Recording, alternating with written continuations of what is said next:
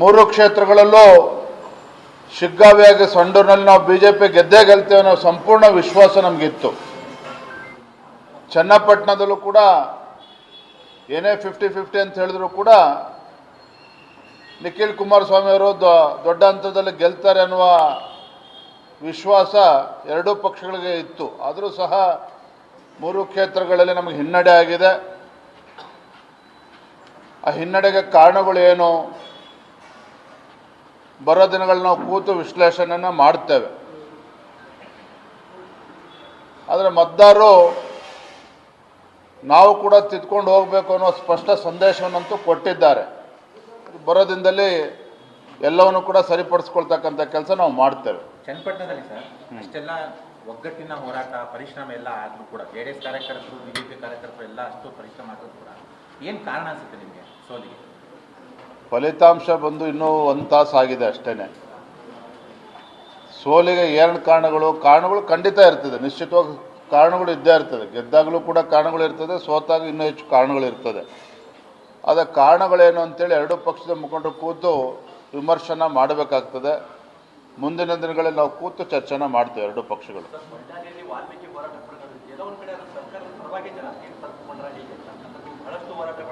ಹಿಂದೆ ಸಿದ್ದರಾಮಯ್ಯನವರು ಮುಖ್ಯಮಂತ್ರಿಗಳಿದ್ದಾಗ ಕೊನೆ 1 ವರ್ಷ ಇದ್ದಾಗ ನಂಜನಗೂಡು ಮತ್ತು ಗುಂಡೂಲ್ಪೇಟೆ ವಿಧಾನಸಭಾ ಕ್ಷೇತ್ರಗಳ ಉಪಚುನಾವಣೆ ನಡೆಯಿತು.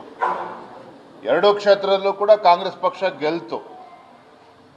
ಆದರೆ ಅದಾದ 10 ತಿಂಗಳಲ್ಲಿ ಏನೋ ಸಾರ್ವತ್ರಿಕ ಚುನಾವಣೆ ಆಯಿತು, ಅದೇ ಜನ ಅವ್ರಿಗೆ ಧಿಕ್ಕರಿಸಿದ್ರು. ಹಾಗಾಗಿ ಹೋರಾಟ ಬೇರೆ, ಚುನಾವಣೆ ಫಲಿತಾಂಶ ಬೇರೆ. ಹಾಗಾದರೆ ವಾಲ್ಮೀಕಿ ಅಭಿವೃದ್ಧಿ ನಿಗಮದಲ್ಲಿ ಹಣ ಲೂಟಿ ಮಾಡಲಿಲ್ವ ಹಂಗಾರೆ ಕಾಂಗ್ರೆಸ್ ಪಕ್ಷದವರು? ಸಿದ್ದರಾಮಯ್ಯ 3 ಕ್ಷೇತ್ರಗಳನ್ನು ಗೆಲ್ಲುವಂಥ ವಿಶ್ವಾಸ ಇತ್ತು, ಆದರೆ ಗೆಲುವು ನಮಗೆ ಕೈಗೂಡಲಿಲ್ಲ. ಇದು ವಿಜೇಂದ್ರ ಅವರ ಮಾತು. ನಿಜಕ್ಕೂ ಈ ರಿಸಲ್ಟಿಂದ ನಮಗೆ ನಿರಾಶೆಯಾಗಿದೆ. ವಿಜೇಂದ್ರ ಬೆಂಗಳೂರಿನಲ್ಲಿ ಮಾತಾಡಿದ್ದಾರೆ. 3 ಕ್ಷೇತ್ರಗಳಲ್ಲಿ ಗೆಲ್ಲುವಂಥ ವಿಶ್ವಾಸ ಇತ್ತು, ಆದರೆ ಗೆಲ್ಲೋಕ್ಕಾಗಲಿಲ್ಲ. ಇದಕ್ಕೆ ಕಾರಣ ಹುಡುಕ್ತೀವಿ, ಚರ್ಚೆ ಮಾಡ್ತೀವಿ. ಇದು ವಿಜೇಂದ್ರ ಅವರ ಮಾತು.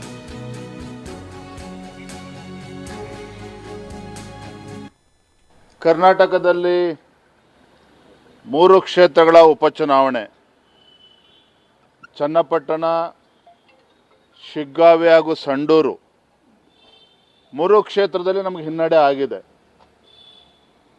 3 ಕ್ಷೇತ್ರದಲ್ಲಿ ಚನ್ನಪಟ್ಟಣದಲ್ಲಿ ನಾವು JDS ನಮ್ಮ ಮಿತ್ರ ಪಕ್ಷ, ಶಿಗ್ಗಾವಿ ಮತ್ತು ಸಂಡೂರಿನಲ್ಲಿ ಭಾರತೀಯ ಜನತಾ ಪಾರ್ಟಿ ಗೆಲ್ತೇವೆ ಅಂತೇಳಿ ಭಾಳ ವಿಶ್ವಾಸನ ಇಟ್ಕೊಂಡಿದ್ವಿ. ಆದರೆ ನಮಗೆ ನಿರಾಸೆ ಆಗಿರ್ತಕ್ಕಂಥದ್ದು ಸತ್ಯ, ಅದರಲ್ಲೇನು 2 ಮಾತಿಲ್ಲ. ಎರಡೂ ಪಕ್ಷದ ಮುಖಂಡರೆಲ್ಲ ಹಿರಿಯರು ಕೂತು ನಾವು ಚರ್ಚೆ ಮಾಡ್ತೇವೆ ಬರೋಂಥ ದಿನಗಳಲ್ಲಿ. ನಮಗೆ ಹಿನ್ನಡೆ ಆಗೋದಕ್ಕೆ ಕಾರಣಗಳು ಏನು, ಯಾತಕ್ಕೋಸ್ಕರ ನಮಗೆ ಗೆಲುವು ಸಾಧಿಸೋದಕ್ಕೆ ಸಾಧ್ಯ ಆಗಲಿಲ್ಲ, ತಪ್ಪನ್ನು ಸರಿಪಡಿಸ್ಕೊಳ್ತಕ್ಕಂಥ ಕೆಲಸ ಮುಂದಿನ ದಿನಗಳಲ್ಲಿ ನಾವು ಪ್ರಾಮಾಣಿಕವಾಗಿ ಮಾಡ್ತೇವೆ. ಈಗ ಬರೀ ಫಲಿತಾಂಶ ಸಿಕ್ಕಿದೆ ಅಷ್ಟೇ, ಬೇರೆ ಯಾವುದೇ ರೀತಿ ಮಾಹಿತಿ ಸಿಕ್ಕಿಲ್ಲ. ಆದರೆ ಮೊದಲ ಬಾರಿ ಸಂಡೂರು ವಿಧಾನಸಭಾ ಕ್ಷೇತ್ರದಲ್ಲಿ ಭಾರತೀಯ ಜನತಾ ಪಾರ್ಟಿ ಹತ್ತತ್ರ 80,000 ಮತಗಳನ್ನು ನಾವು ಪಡೆದುಕೊಂಡಿದ್ದೇವೆ. 80,000 ಹತ್ತತ್ರ 80,000 ಮತಗಳನ್ನು ಪಡೆದುಕೊಂಡಿದ್ದೇವೆ. ಒಂದು ಹೊಸ ಮೊದಲ ಬಾರಿ ಅಷ್ಟು ಮತಗಳನ್ನು ಪಡ್ಕೊಂಡಿರ್ತಕ್ಕಂಥದ್ದು. ಆದರೂ ಕೂಡ ನಾವು 8,000 ಅಂತರದಲ್ಲಿ ನಾವು ಗೆಲ್ತೇವೆ ಅನ್ನೋ ಸಂಪೂರ್ಣ ವಿಶ್ವಾಸ ನಮಗಿತ್ತು. ಆ ರೀತಿ ಎಲ್ಲ ನಮ್ಮ ಶ್ರಮವನ್ನು ಎಲ್ಲವನ್ನು ಕೂಡ ಹಾಕಿದ್ವಿ. ಆದರೆ ಅದ್ರ ನಡುವೆನೂ ಕೂಡ ನಮಗೆ ಅಲ್ಲಿ ಗೆಲ್ಲೋದಕ್ಕೆ ಸಾಧ್ಯ ಆಗಿಲ್ಲ.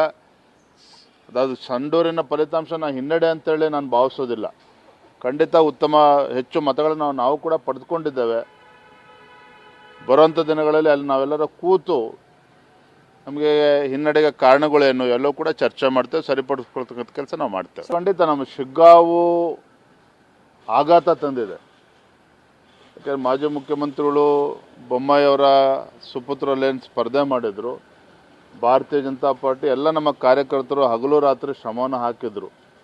ಅದರ ನಡುವೆ ಮತ್ತು ಬೊಮ್ಮಾಯಿ ಅವರು ಸಾಕಷ್ಟು ಅಭಿವೃದ್ಧಿ ಕೆಲಸಗಳನ್ನು ಮಾಡಿದ್ದಾರೆ. ಎಲ್ಲ ಒಂದು ಕಡೆ ಜನ ಇವತ್ತು ಆಡಳಿತ ಪಕ್ಷದ ಪರವಾಗಿ ವಾಲಿದ್ದಾರೆ. ಅದು ಕೂಡ ಎಲ್ಲ ಹಿರಿಯರು ಕೂತು ನಾವು ವಿಮರ್ಶೆನ ನಾವು ಮಾಡ್ತೇವೆ, ಸೋಲಿನ ಕಾರಣಗಳೇನು ಅಂತೇಳಿ.